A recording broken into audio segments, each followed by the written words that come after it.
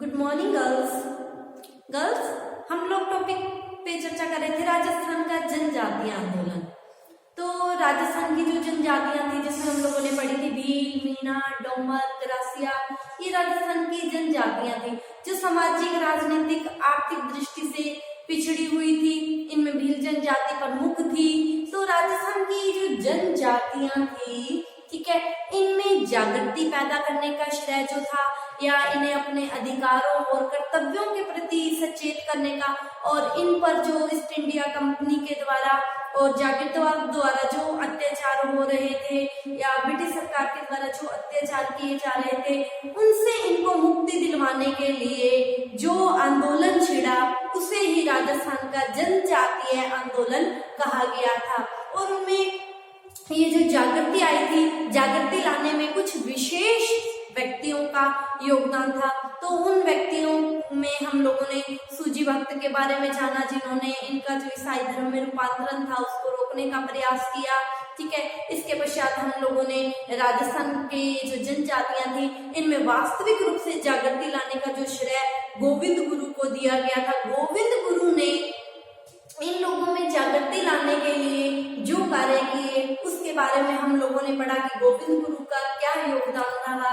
और आज की क्लास में हम चर्चा करने जा रहे हैं राजस्थान के इन जनजातियों में जागृति लाने में मोतीलाल तेजावत का क्या योगदान रहा, कि किस तरह मोतीलाल तेजावत ने अपना नेतृत्व करके या अपना नेतृत्व इनको प्रदान करके किस तरह इन लोगों को इनके अधिकारों, कर्तव्यों और इनके ऊपर जो अत्याचार पूर्ण उत्पीड़न अत्याचार हो रहे थे, उनको रोकने के लिए और इनको जागृत करने के लिए क्या कार्य किया। तो उसके बारे में हम आज की क्लास में चर्चा करेंगे। राजस्थान के जनजातीय आंदोलन में मोतीलाल तेजावत का योगदान। ठीक है, देखिए मोतीलाल तेजावत इन जनजातियों के सबसे प्रसिद्ध नेता माने गए हैं। और ये जो मोतीलाल तेजावत थे, इनका जन्म मेवाड़ के गांव में 8 जुलाई 1887 को इनका जन्म हुआ था। इनके पिता का नाम नंदलाल और माता का नाम केसरी बाई था। ठीक है, और इन्होंने क्या किया, अच्छी शिक्षा प्राप्त की और प्रारंभिक शिक्षा प्राप्त करने के पश्चात जाडोल ठिकाने में नौकरी कर ली। ठीक है, जाडोल ठिकाने में इन्हें अच्छी पोस्ट मिल गई और जहां पर इन्होंने लगभग 8 वर्ष तक कार्य किया।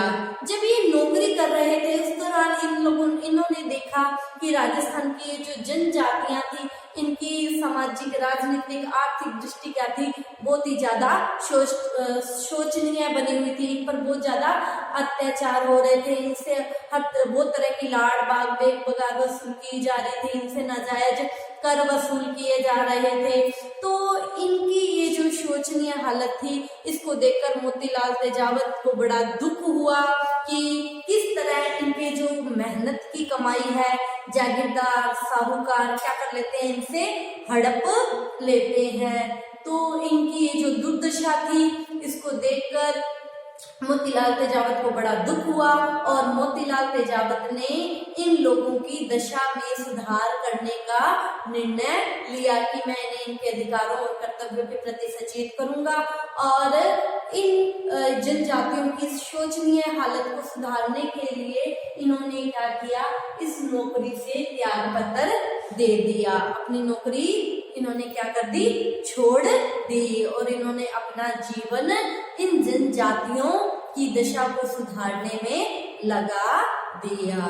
ठीक है, तो मोतीलाल तेजावत ने राजस्थान की इन जनजातियों में जागृति लाने के लिए एक आंदोलन शुरू किया, जिसे क्या कहा गया, एकी आंदोलन कहा गया।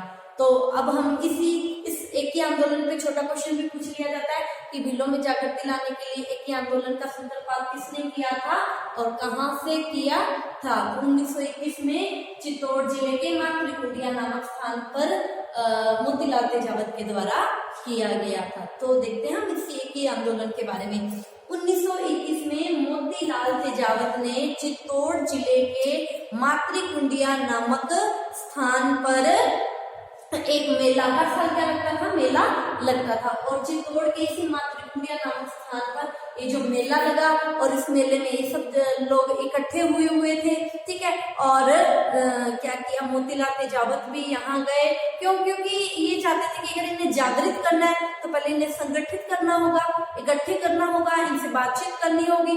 तो ये जो अवसर इन्हें कहाँ मिला, चित्तौड़ के मातृकुंडिया नामक स्थान पर ये जो मेला लगता था, इस मेले में सब इकट्ठे हुए और यहीं से ही मोतीलाल तेजावत ने इनको इनकी जो शोचनीय दशा थी, इनकी जो हालत थी उसके बारे में बताया, इनसे संपर्क स्थापित किया और इन्हें बताया कि किस तरह आप अपनी इस शोचनीय दशा को सुधार सकते हैं, ठीक है। तो अब मोतीलाल तेजावत ने इन्हें आग्रह किया कि हम एक बैठक करेंगे, ठीक है। तो बैठक करने का निर्णय लिया गया और इस बैठक में ही इन्हें इनके अधिकारों के प्रति, इनके कर्तव्यों के प्रति सचेत किया गया और इन्हें क्या कहा गया कि जब तक आप अपनी इस शोचनीय दशा की जानकारी मेवाड़ के महाराणाओं को नहीं देंगे, तब तक उनको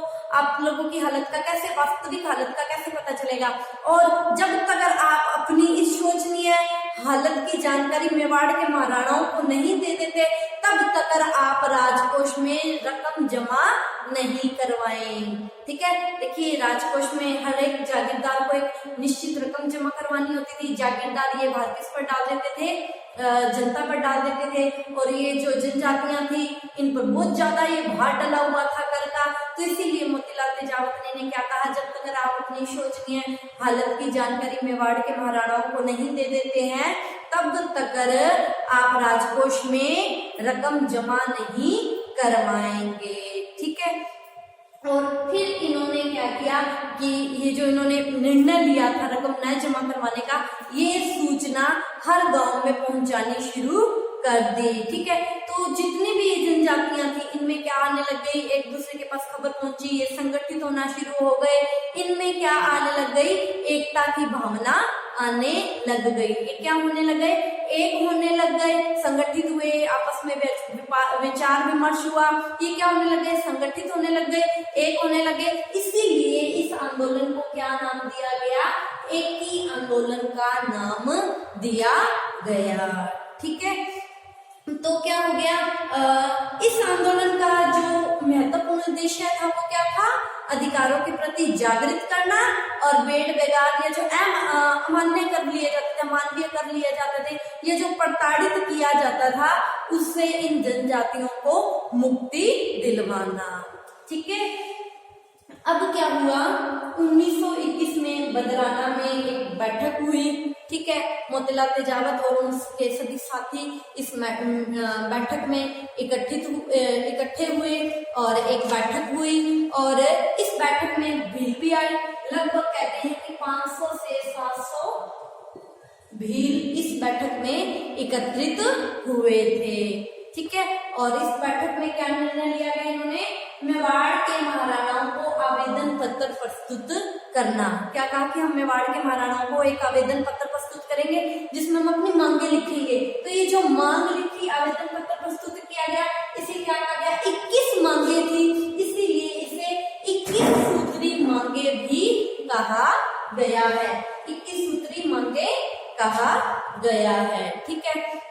ये 21 सूत्री मांगे जो थी ये मेवाड़ के महाराणाओं के समक्ष प्रस्तुत की गई, ठीक है। जिसमें लाग बाग, बेड़ बेगार और जो अत्याचार हो रहे थे उनसे संबंधित ये मांगे थी, ठीक है। और इन क्या कहा गया कि ये जो लाग बाग बेड़ बेगार ली जाती है इसे क्या किया जाए, समाप्त किया जाए, ठीक है। और महाराणाओं ने क्या किया, ये जो 21 सूत्री मांग पत्र था इसमें 18 मांगे स्वीकार कर ली, लेकिन उन्होंने 3 मांगे स्वीकार करने से मना कर दिया। ये 3 मांगे कौन सी थी, जंगली से लकड़ी काटना, बेड़ बेगार और सुअर को मारने से संबंधित ये मांगे, जो 3 मांगे थी इसको मानने से क्या कर दिया, मना कर दिया, ठीक है। तो अब क्या किया मोतीलाल तेजावत ने, भील समस्या, ये जो भीलों की ये जो समस्या थी इसको क्या किया, इसको कम करने के लिए उन्होंने भीलों को भी समझाया कि आप भी शराब ना पिए, अपने बच्चों को ना मारें, अपनी पत्नियों को ना मारें, अपने बच्चों को अच्छी शिक्षा दें, आपस में ना झगड़ें, ठीक है। और इनमें कई जो सामाजिक कुरीतियां थी, बुराइयां थी, जिनको इन्होंने परंपराओं का नाम दे रखा था, उसको भी दूर करने के लिए प्रयास किए, ठीक है। तो ये लोग भी क्या हो गए, अपनी इन कुप्रथाओं को छोड़ने के लिए तैयार हो गए, ठीक है। तो धीरे धीरे क्या होने लगा, भीलों में जागृति आनी शुरू हो गई, ठीक है। तो अब क्या हो गई, इससे ब्रिटिश सरकार चिंतित हो गई, ठीक है। तो जब ब्रिटिश सरकार के लिए जो इनमें जागृति आ रही थी, चिंता का विषय बन गया। अब ब्रिटिश सरकार ने अपनी चिंता को खत्म करने के लिए क्या किया, इसके बारे में हम कल की क्लास में चर्चा करेंगे। आज की क्लास के लिए इतना ही, आप इसका स्क्रीनशॉट ले लीजिए। Thank you all of you, कल मिलते हैं।